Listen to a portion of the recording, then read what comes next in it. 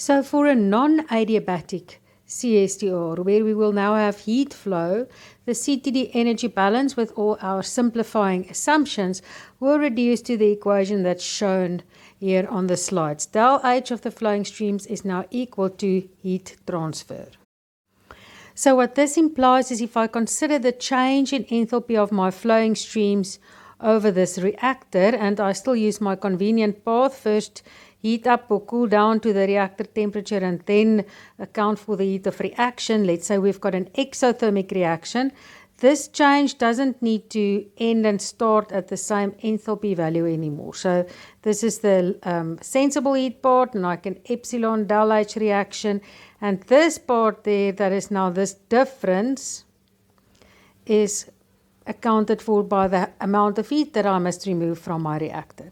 And it is important that we understand our role here and how we can manipulate that in order to choose an operating temperature for our CSTR reactor. The heat flow must of course be provided by some area that's available due to a heating or a cooling coil or a mantle around my reactor.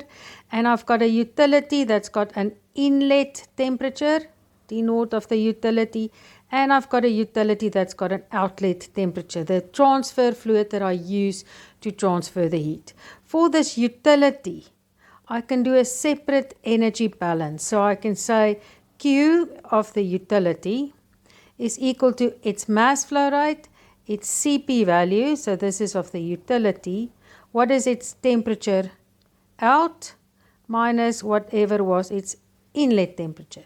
And of course this Q of the utility is opposite in sign but equal to the Q that I want to use in my energy balance from the perspective of my reactor. So heat will flow from my reactor into the utility. So if it's negative from the perspective of the contents of my reactor, it must be positive from the perspective of my utility stream.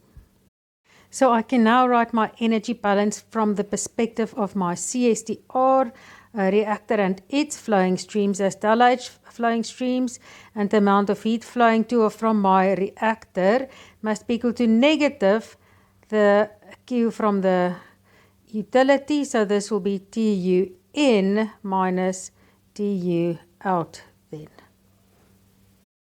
And in the derivation shown in Vogler at this reference, the outlet temperature is written using the log mean temperature difference approach that you studied in, I think, CIO. Is written in terms of the temperature inside your reactor. So this temperature over here is the temperature inside your reactor, which is also the temperature of your outlet flowing stream. In this course, we are going to make the simplifying assumption that we will always have a very large utility flow rate. So if I now consider once again the energy balance just from the perspective of my utility, where I have the outlet minus the inlet of my utility stream, which is equal to Q from the perspective of the utility. If this term becomes really large because of a very huge mass flow rate, it implies that this term becomes smaller and smaller, and we are going to assume it's so small that it is pretty much equal to 0. And therefore, we can say that utility in is pretty much equal to the utility outlet temperature. And in Smith, Van Ness and Abbott, it discusses how a Taylor expansion can then be used in that case to show that this whole term reduces to then just the rate constants applicable to heat transfer, which is the overall heat transfer coefficient, the area, of course, which affects how fast heat transfer can take place, and this driving force for heat transfer, which is now just a constant utility temperature and a single temperature there in my well-mixed CSTR reactor. And this is the equation that we are now going to apply as our energy balance for non-adiabatic CSTR reactors. If I now consider once again a specific example of a very simple isomerization reaction, and I write my reaction coordinate epsilon in terms of x, just some revision here, I can once again show that if I make temperature now, the subject of that equation, I still end up with a linear expression for temperature as a function of the conversion of A.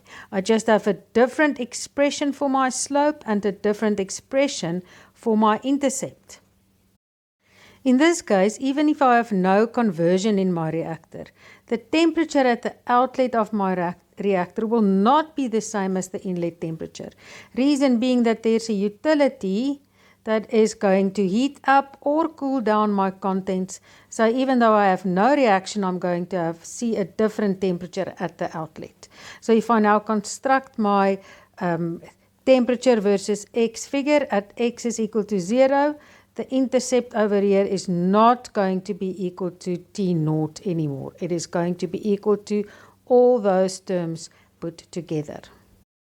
I can also, by doing some algebra, prove that I can get a linear expression of X as a function of temperature with a slope and an intercept.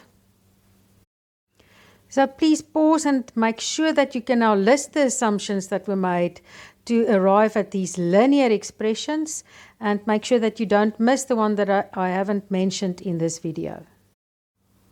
So let's now just consider a comparison between the adiabatic case and the non-adiabatic case. So this is in our previous part of this theme. And let's just for a change consider an endothermic reaction. So del H of my reaction will have a positive value.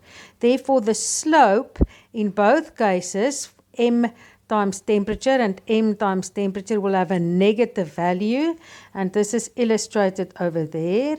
But for the non-adiabatic case, I am going to have a steeper slope than in the adiabatic case, because I add this heat transfer term that can give extra energy or absorb some of the endothermic nature of my reaction.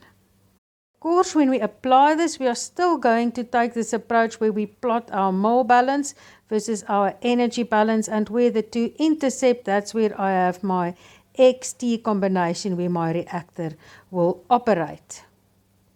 Important, I had some questions in the past regarding the shape of the mole balance. Regardless of whether it's an endo or exothermic reaction, the mole balance doesn't care about that, because it will always have an increase in X with temperature because of the Arrhenius temperature dependence of my rate expression. Also noteworthy is the shift in temperature when X is equal to 0. Of course, if this graph immediately tells me that my utility temperature is higher than the inlet temperature to my reactor, because this is the value that I will get out. I will heat up my stuff if there's no chemical reaction taking place. So I can always also inspect the actual intercept where X, which is now T, becomes a 0. So if this becomes 0, I can see that this value, I will need to extend this, will intercept somewhere over there, and this one somewhere off screen, but this is the value where it will intercept the X, which is now T, is equal to 0 line.